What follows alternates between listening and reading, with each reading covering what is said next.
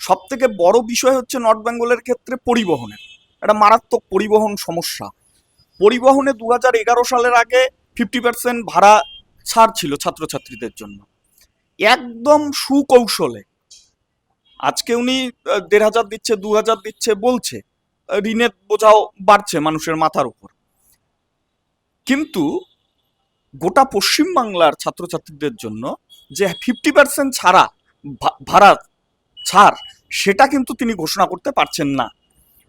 তিনি পারছেন না।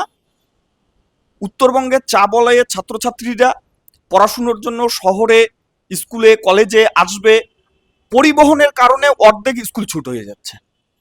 তার ফলে যেটা হচ্ছে সেটা দেখা যাচ্ছে ওখানে বাল্যবিবাহের বাড়ছে। ঠিক একইভাবে বিভিন্ন সংবাদ মাধ্যম দেখিয়েছে ভয়ঙ্কর জিনিস।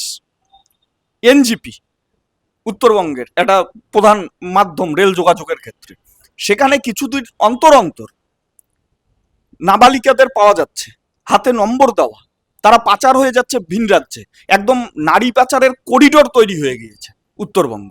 সেই সমস্ত জায়গায় পশ্চিমবঙ্গ সরকার বা ভারত সরকার কোনোটারই নজর ওই দিকে যাচ্ছে না।